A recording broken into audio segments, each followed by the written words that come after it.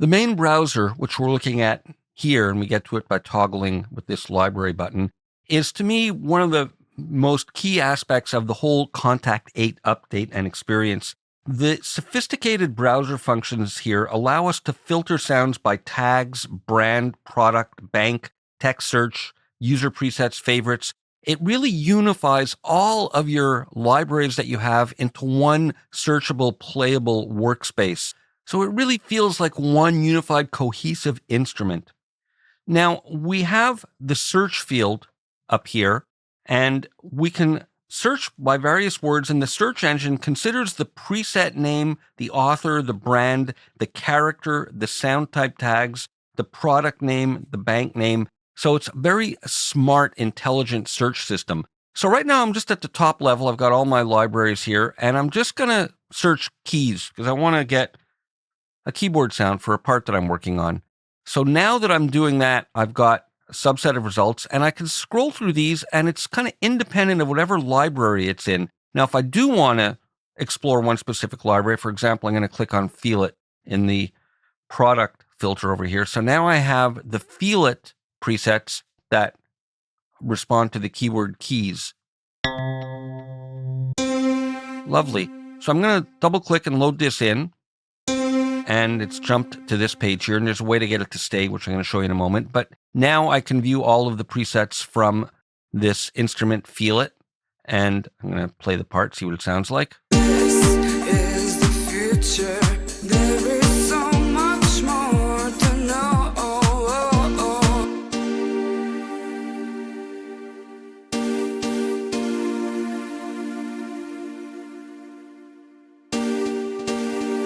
All right, that's great. Now let's go back here, and I'm going to try something else. So maybe I'm going to now remove Feel It from the tags up here. So I'm going to click on Feel It, and that's removed, but I still have my keys search here where it's returning the results to me based on the word keys. So I'm going to get rid of that also. Again, we're starting back from scratch. So I can filter by product library. Maybe I want to just view Alicia's keys. Now I can see the presets there, and we can resize this, by the way, or I just want to view Analog Dreams, for example. But I want to use the new tagging system here. So I can filter by brand, sound type, and character, and you can combine these. So for example, let me get rid of Analog Dreams, so we're starting from scratch. I can filter by brand, and I have mostly Native Instruments libraries here, but I have a couple by Best Service, these Chris Hine libraries. So I want to maybe exclude those. I'm going to filter Native Instruments. So we see this filter up here, which I can remove by clicking on it. So I'm going to click on Native Instruments and go to Sound Type and use these tag filters. So I can use this to hide or show them. I want to see them.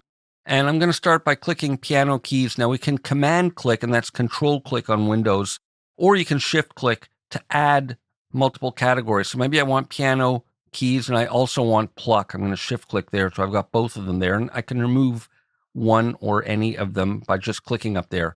So now, again, I'm getting a subset each time I do this. We can see the number of results that are being returned. I can go to character. So maybe I want analog. So right now I've reduced myself down to 15 presets, and I can audition from here. And let's go to Soul Sessions. I like that sound. So what I'm going to do is click this little pin icon so that now when I double click to load this, the browser is going to stay on this page, and I can audition from here. And in case I want to continue searching or trying different sounds, I can keep my search field open. So much more to know. All right, that's working great, and I can look in the other categories. I think I like that. Double click and load that one in. And now let's hear what that sounds like. This is the future. There is so much more to know.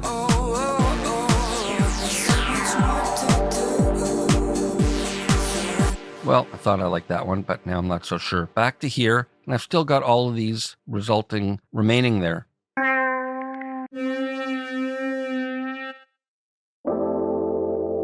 That sounds nice. Let's try that one. Double click. And again, I'm still staying here until I go back up there. This is the future. There is so much. Great.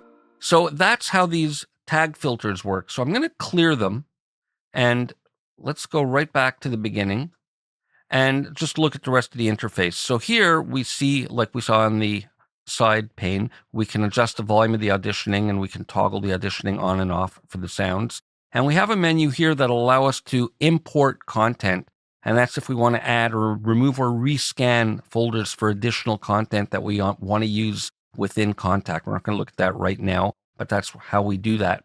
Now we can also filter here by favorites and user presets. So if I click here, my user factory, I'm going to view all of these, and these are ones that pertain to the individual libraries that I've done over the last several months or years or whatever.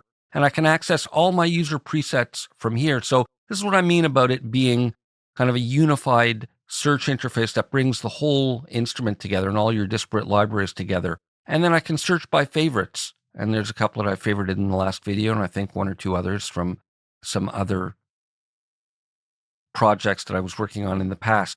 And I'm going to click that to go off, and we're back. And we can always click that to close the browser and return to this side pane view. But going back here, let's filter by the user presets. Now we have here the number of presets that are returned based on the tagging and filtering that I'm doing. We can hide or show the results if you just want to view the product filters. And we also have an info pane here where we can edit any of this information, and then it can be used in part of the search field. So I can put in keywords, I can put in an author name, I can put my own name if I wanted for the ones I created and so on, associate them with a bank, comments, and it'll all be used in search criteria. So I'm going to close that up. We'll look at doing that in another video.